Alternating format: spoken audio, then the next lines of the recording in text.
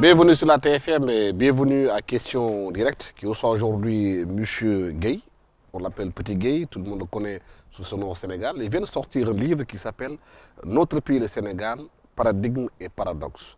Sommes-nous conscients des résultats que nous allons produire en continuant de faire ce que nous faisons et dire ce que nous disons?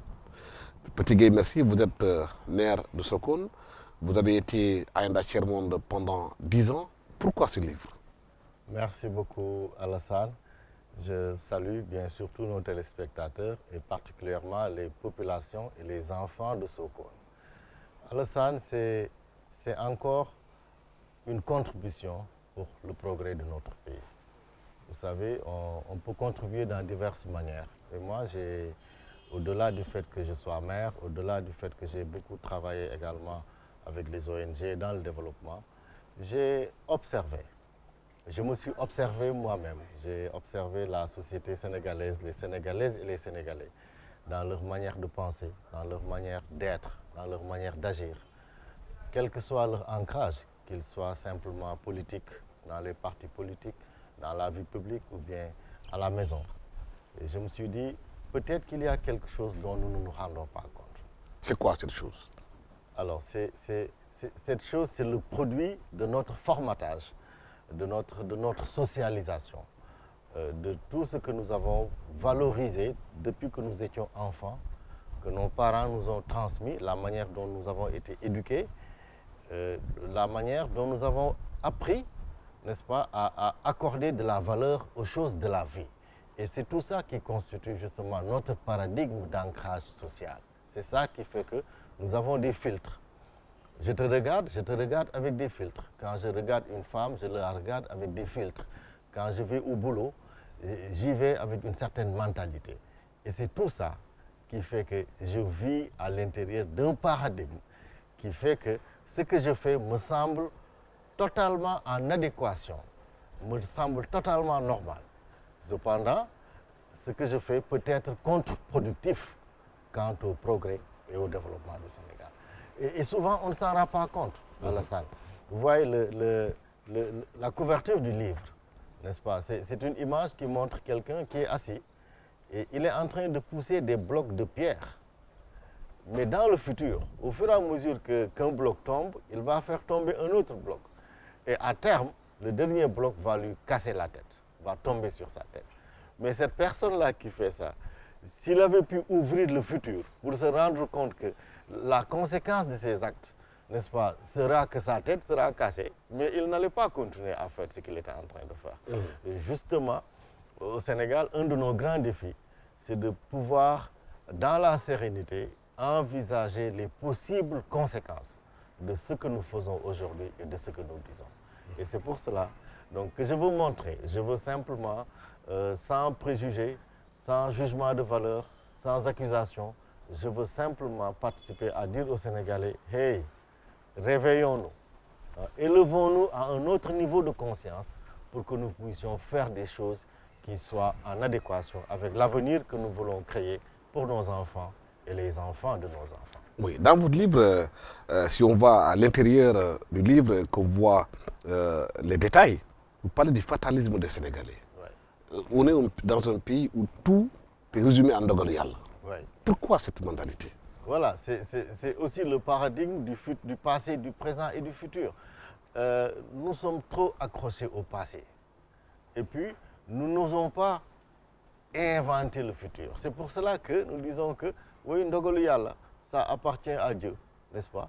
Mais en oubliant que le seul espace temporel sur lequel nous avons le pouvoir en tant qu'être humain, c'est le futur. Parce que le passé est passé.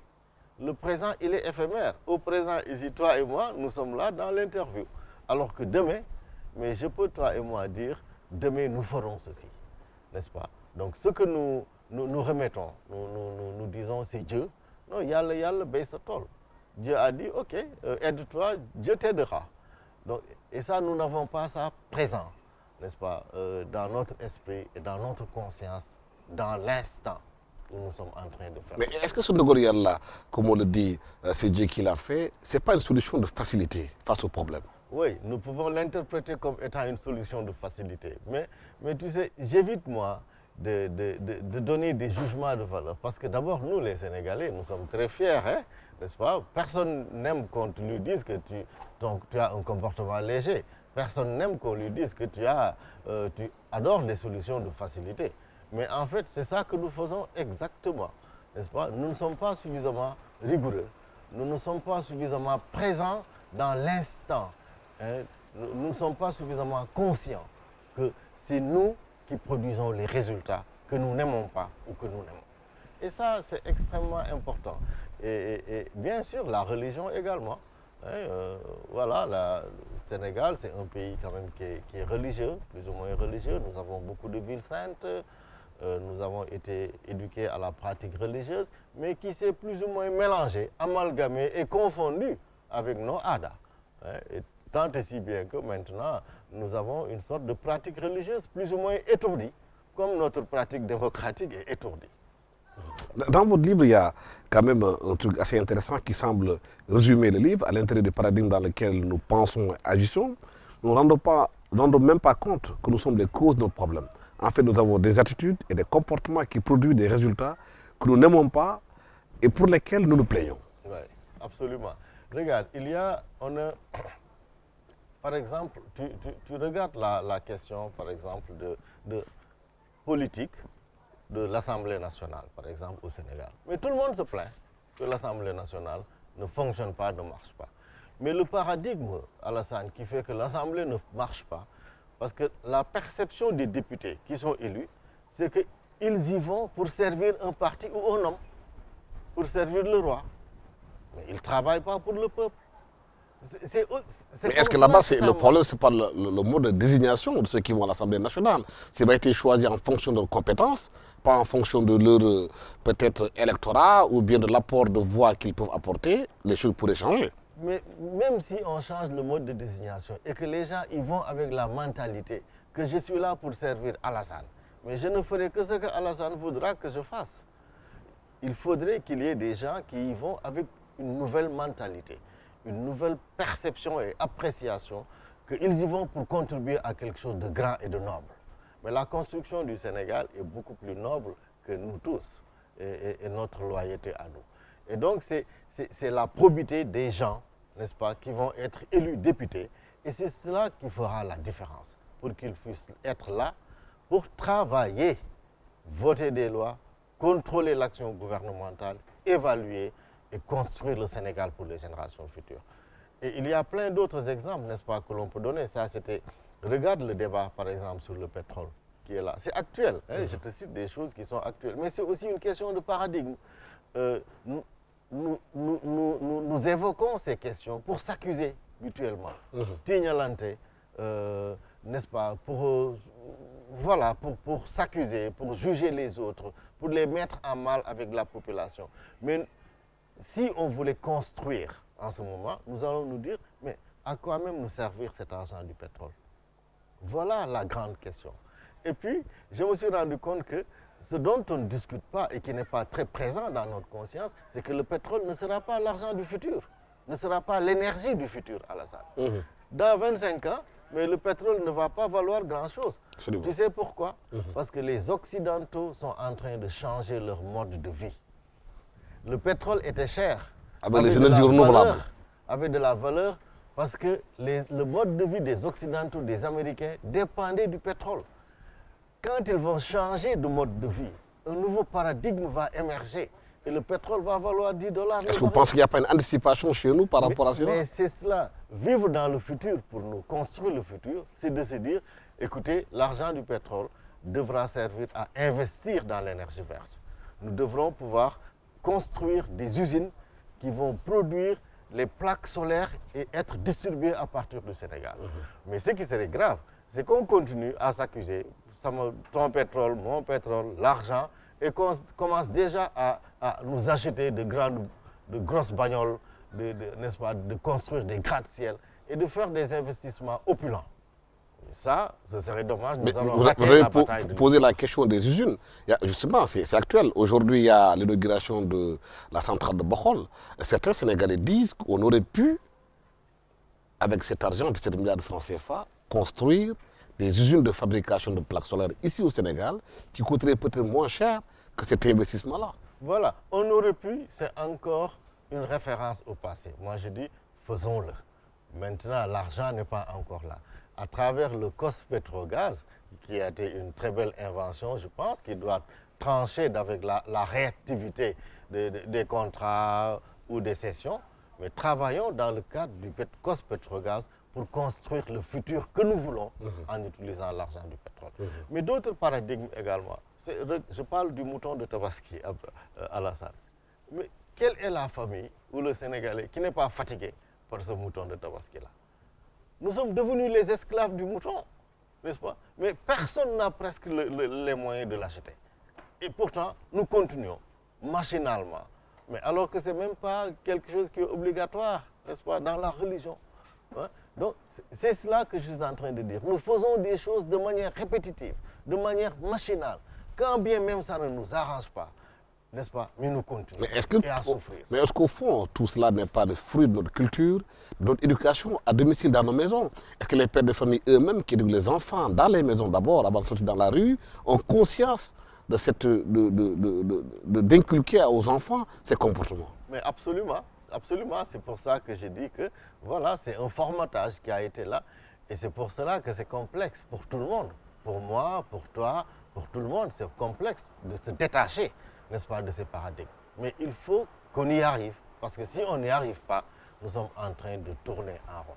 Regarde également la perception, le construit social que nous avons autour de la politique.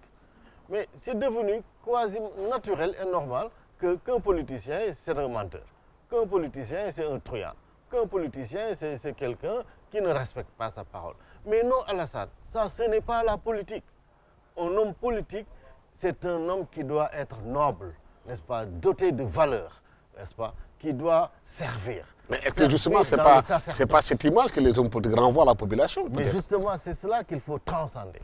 C'est ça que je dis. Il ne faut pas que nous, qu'on se complaise, n'est-ce pas, à continuer à véhiculer cette perception, ce paradigme de la politique qui n'est pas bien. Non, il faut laisser ça et aller à côté pour construire une nouvelle réalité de la politique et de l'homme politique. Non, cette réalité passe d'abord, comme l'avait dit Serigne Mor Mbaye, par un débat national, pour que tous les Sénégalais se réunissent pour dire qu'est-ce qu'on va faire du pays, sur quoi on est d'accord. Vous savez, moi je fais aussi attention aux métaphores. Ouais, quand vous parlez de NEP, il y a juste un groupe au Sénégal qui participe le NEP. Donc on ne s'y retrouve pas nécessairement. Non, moi je ne parle pas de NEP. Qu'est-ce qu'il faut faire? Je ne parle pas de déconstruire. Qu'est-ce qu'il faut faire? Voici la réalité qui était une réalité ancienne. Mais cette perception ne nous arrange pas pour la construction du futur. Changeons de perception. Créons une nouvelle icône de la politique, de l'homme politique, qui est doté de valeurs, de construction, de valeurs de sacerdoce, d'honnêteté, n'est-ce pas, et qui construit le futur. C'est de cela. Et il y a des gens parmi nous, n'est-ce pas, qui sont capables de faire ça et qui sont capables de devenir ces nouvelles icônes, n'est-ce pas, d'un Sénégal du futur. Mais en général, c'est l'élite qui doit le faire. Mais aujourd'hui, les Sénégalais se rendent compte, l'élite qui est là, elle est plus là omnibulée pour régler ses problèmes personnels, s'enrichir avec l'argent du pays, que de construire le Sénégal. Ça, ce n'est pas bien. Vous voyez. Comment faire pour changer? Si les gens font cela, ce n'est pas bien. La politique, ce n'est pas de s'enrichir. Je reviens encore sur ce gars-là. On peut identifier beaucoup d'hommes politiques. Vous savez, il y a des gens, si on avait ouvert le futur devant eux, en se disant que s'ils bouffent l'argent, s'ils détournent, ils vont aller en prison, mais ils vont arrêter de bouffer et de détourner l'argent. C'est parce qu'ils ne s'étaient pas rendus compte que demain va venir, n'est-ce pas? J'aime bien, il y a mon ami, professeur Ousmane Khouma, d'ailleurs que je salue, que j'apprécie très bien, qui m'a appris une phrase, souvenez-vous du futur. Se souvenir du futur. Et vous voyez, quand on parle souvent de souvenir, fàttaliku, on passe au passé. Mais ici, c'est une très belle métaphore qui dit, souvenez-vous du futur. C'est-à-dire qu'à chaque instant, n'est-ce pas, de notre vie et de ce que l'on fait, mais nous sommes en train de construire le futur. Et moi, j'aimerais bien que j'ai commencé à le dire à certains de mes collègues, parce que moi aussi, je suis devenu un homme politique. Mais je veux être un homme politique qui construit le Sénégal pour mes enfants et les enfants de mes enfants. Vous voyez, si chacun de nous se disait, écoute, je suis en train d'écrire le discours de mon oraison funèbre, Alassane. je suis en train d'écrire le discours de mon oraison funèbre. Dans ma mairie, dans mon ministère, dans ma direction autant pour moi, dans tout ce que je fais. Et chaque instant, je suis en train d'écrire le discours de mon oraison funèbre. Je crois que si nous tous, nous avions cette perception de la chose politique, nous allons le faire différemment parce que le jour où on va nous mettre devant, prêt à nous amener au cimetière, il y a des témoignages. Personne ne voudra entendre Aka Monon, Aka Truyaon, et ainsi de suite. Nous aimerons tous que oui, il était un homme bien, il était une femme bien, il était, n'est-ce pas, quelque chose, les lettres de noblesse. L'homme par nature est quelqu'un de rebelle par rapport à beaucoup de choses. C'est bien, la morale ne s'applique peut-être pour certains quand la loi est là, elle est forte, elle est là pour tout le monde. Si on regarde dans le pays, si la loi elle est faite pour certains et d'autres les ménages, peut-être que c'est un interstice par lequel passent beaucoup de gens. Oui, il y a la loi, c'est un instrument, n'est-ce pas, de cohésion, et qu'est-ce que je dis, de civilisation. L'homme n'est pas bon, comme on dit. Non, non, justement, c'est un mythe et c'est un faux mythe, Alassane. Pourquoi? Vous savez, dans notre évolution en tant qu'être humain, du point de vue ontologique, l'homme est d'abord subsistance et sécurité. Nous existons en tant qu'être humain, nous voulons vivre. Si j'ai faim, je mange, si j'ai soif, je bois, si j'ai froid, je me couvre, n'est-ce pas? Et puis, je veux m'assurer aussi que mon intégrité physique n'est pas menacée. C'est pour ça que quand tu dors dans une chambre, mais tu fermes la clé à double tour. Et même des fois, tu mets le tchabilaoubé. Donc, dans nos villages, on utilise ça pour nous sentir en sécurité. Mais automatiquement, cette phase est réglée. L'homme est relationnel. Tu sais que nous sommes des êtres bons. À 99,99% de notre quintessence, nous sommes des gens de bien et des gens de relation. Donc, ça doit être exceptionnel, la rupture de relation, le méro, rouleau, TSNT. Ça, ce sont des choses qui doivent être exceptionnelles. Mais faudrait-il que nous transformions ces perceptions qui consistent à penser que l'homme doit être agressif et méchant. Mais dans une société où aujourd'hui l'argent est mis en avant, l'avoir est mis en avant, où les gens ne pensent plus qu'à l'accumulation de biens, comment gagner de l'argent, cette compétition-là, c'est elle qui crée ces rapports qui sont faux. Et pourtant, l'argent est une invention purement humaine. Et je le dis dans mon livre, dans aucune sainte écriture, on parle d'argent. Mais pourtant, on court, on s'entretue pour de l'argent. Et puis, il y a quelque chose dans notre tête qui nous dit doyoul, doyoul, doyoul. Et puis, quand on est dans ça, doyoul, mais Alassane, on accumule. Mais on accumule tout ici au Sénégal, on accapare et on ne redistribue pas. C'est comme ça qu'on accumule les voitures, c'est comme ça qu'on accumule les femmes, c'est comme ça qu'on accumule les maisons, c'est comme ça qu'on accumule les chaussures, les cravates, les vestes, on accumule. Il y a quelque chose qui nous dit doyoul, doyoul, doyoul. Mais justement... Mais est-ce que ça ne revient pas quelque part à ce que j'avais dit, tout ce que j'avais dit tout au... Oui, est-ce qu'on ne revient pas à ce que j'avais dit tout au cours de cette émission? Est-ce que ce n'est pas encore une question d'éducation, de culture? C'est une question d'éducation, de culture, de formatage, mais de conscience individuelle et collective et de valorisation, n'est-ce pas, des objets. Voilà, je crois quelque part au Sénégal, je ne sais pas ce qui s'est passé entre Senghor, Diouf, Wade et maintenant Macky. Il y a quelque chose qui s'est passé et qui nous a échappé. Et c'est ça qui a fait que le Sénégal a pris une nouvelle trajectoire, mais qui n'est pas utile, qui est une mauvaise trajectoire pour le futur de nos enfants. Et justement, mon livre, c'est de dire, hey, réveillons-nous. C'est comme si nous étions en train de dormir. J'ai dit, couple, tap, tap, tap. Les amis, chers Sénégalaises et Sénégalais, réveillons-nous. Qu'est-ce que nous sommes en train de faire, n'est-ce pas, de ce pays-là? Le pays mérite plus que ça. Mais Serigne Mor Mbaye a dit dans une vidéo que nous sommes devenus un pays d'escrocs. Oui, je connais, d'ailleurs je salue Serigne Mor Mbaye que j'apprécie beaucoup. Je crois qu'il aime aussi utiliser ce genre de... C'est pour choquer les gens, pour qu'ils se réveillent. Voilà, pour que les gens se réveillent, c'est cela. Hein? Oui, nous avons besoin de nous réveiller, mon cher ami. Et puis, il y a quelque chose, l'espace médiatique, l'espace public est envahi par beaucoup d'entre nous qui parlent à partir de leurs émotions, à partir de la colère, n'est-ce pas, à partir de l'empirisme, à partir de ce qu'ils croient, n'est-ce pas. Et c'est pour ça que justement, je fais un appel à tous ces philosophes, aux mathématiciens, n'est-ce pas, aux ingénieurs, aux gens du secteur privé, à tout le monde, n'est-ce pas, pour qu'on réinvestisse, n'est-ce pas, le champ médiatique, le champ public. Il y a aussi le rôle des médias qui est néfaste dans notre pays, où n'importe qui parle, n'importe comment, on invite n'importe qui. Oui, oui, les gens des médias, je crois que, vous savez, ce qui est magnifique, c'est que nous, au Sénégal, nous sommes talentueux, nous sommes des gens de génie. Mais aussi, une autre chose, ontologiquement parlant, c'est que les possibilités de progression et de raffinement des êtres humains, c'est infini. Et donc, quelle que soit la situation que nous sommes en train de vivre, il n'est pas trop tard de pouvoir raffiner, n'est-ce pas, de pouvoir réorienter et de construire l'avenir que nous voulons. Mais la tangente, la trajectoire que nous sommes en train de prendre, elle n'est pas très, très élogieuse. Le Sénégal peut montrer autre chose à l'Afrique et elle n'est pas bien pour nos enfants. Mais qu'est-ce que vous dites de ces intellectuels, ces ingénieurs, ces mathématiciens qui ont déserté l'espace public et ont laissé à d'autres gens qui n'ont aucune qualification, qui mènent le pays en bateau? Oui, j'espère qu'ils vont nous entendre. Et puis, oui, j'aimerais bien choquer leur orgueil pour qu'ils reviennent, pour qu'on puisse débattre. Regarde, quand je te parlais tout à l'heure du pétrole, tout à l'heure. Mais on ne s'écoute pas. On parle à partir de nos colères. Hein. Même les grands intellectuels qu'on connaissait hier, qu'on avait l'habitude, sont devenus colériques, n'est-ce pas? Et quand on est en colère, on ne fait que crier. Tout ce que l'on dit devient inaudible. Et donc, je crois que c'est de cela, que les intellectuels reviennent, mais que tout le monde, je crois que, voilà, il y a des gens qui n'ont pas nécessairement appris l'école française, qui ont appris l'arabe, n'est-ce pas? Mais qui peuvent également être utiles. D'autres n'ont jamais été à l'école, mais qui sont en train de réussir leur vie, n'est-ce pas, là où ils sont dans les villages, mais qui fonctionnent sur la base de sagesse. Hein. Dans notre socialisation, il y a beaucoup de sagesse. Moi, je pense que nous n'avons pas fait beaucoup attention et de discernement par rapport à la société de consommation.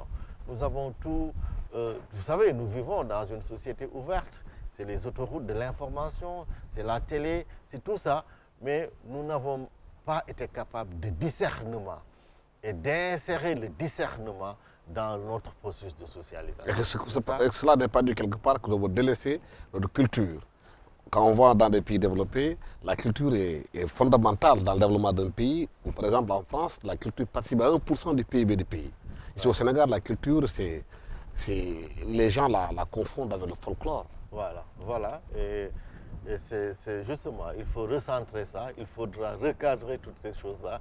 Il faudra amener un peu plus de discernement. Ragné. Oh, Alassane, ragné, c'est quelque chose d'extraordinaire. Parce que quand on n'a plus de discernement, tout est amalgamé. Et puis, bien entendu, nous faisons des choses qui ne sont pas adéquates. Mais pour qu'il y ait ces changements, il faut que l'élite montre l'exemple. Est-ce que vous pensez qu'aujourd'hui, au Sénégal, l'élite qui gère le pays aujourd'hui a cette clairvoyance? Oui, c'est un grand défi pour nous tous, n'est-ce pas? Vous qui êtes dans les médias, Alassane, moi qui suis maire, n'est-ce pas? Et je suis en train de me dire, c'est pour ça que j'amène la notion d'horizon funèbre, n'est-ce pas? Mais aussi, au temps de Senghor, nous, on était très jeunes, mais vous voyez, nous tous, nous voulions devenir Senghor. Hein? Donc, il faudrait que, vous voyez, les élites, qu'elles soient politiques, qu'elles soient intellectuelles, il faut qu'elles puissent se demander, est-ce que les enfants ont envie de me ressembler? Vous voyez, oui. Est-ce que dans ma manière de faire de la politique, je suis en train de donner un message, de montrer quelque chose qui fait que les enfants vont avoir envie de me ressembler. Et ça, c'est important. Je crois que je suis d'accord avec toi. Il y a beaucoup de défis et c'est pour ça que je les relate. Mais il va falloir une introspection individuelle et collective de nous tous et qu'on débatte. Qu'on débatte de ça, qu'on ne fuit pas le débat. Il y a beaucoup de choses dans le livre, certains me disent c'est très sensible, c'est difficile et ainsi de suite. Mais regarde, il n'y a personne qui dit je vais faire ceci et le faire. Je t'appelle dans 5 minutes. Les gens oublient de t'appeler. C'est des choses aussi banales, n'est-ce pas? Je t'envoie le rapport demain, mais ça ne vient pas. Nous avons une manière de parler qui est sans intention. Voilà. Des directeurs généraux m'ont promis des choses qu'ils n'ont jamais fait. Et ainsi de suite. Voilà.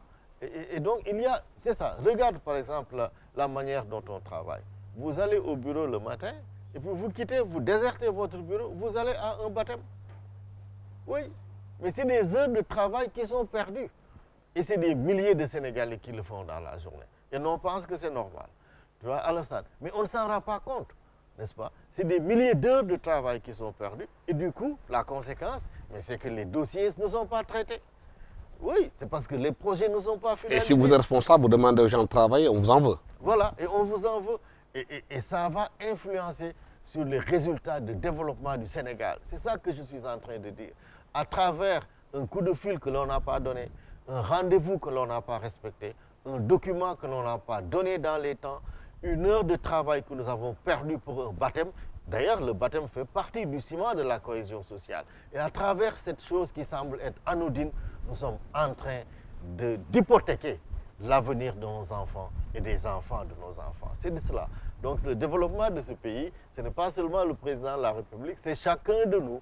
Et quel que soit son niveau d'ancrage, n'est-ce pas, nous devons retrouver, recadrer, faire réémerger cette conscience individuelle et cette élévation spirituelle qui doit nous faire comprendre que tout ce que l'on fait doit avoir de la noblesse, de la grandeur et de la construction du futur. Elhadji Moustapha Gueye Dipeteke, merci d'avoir été avec nous sur ce plateau de la TFM. Vous êtes le maire de la commune de Sokone. Vous êtes ancien d'Inda Thierno. Vous avez travaillé là-bas pendant 10 ans. Votre livre s'appelle Notre pays, le Sénégal, paradigme et paradoxe. Sommes-nous conscients des résultats que nous allons produire en continuant de faire ce que nous faisons et de dire ce que nous disons? Je vous recommande ce livre de 54 pages qui retrace nos mots, notre façon de faire dans ce pays, de travailler. Vivement, lisez ce livre. Peut-être que chacun d'entre vous trouvera avec nos défauts dans ce livre. Merci d'avoir été avec nous sur ce plateau de la TFM. Merci à tous les téléspectateurs qui nous ont suivis, à l'équipe technique qui m'a accompagné. Merci, au revoir.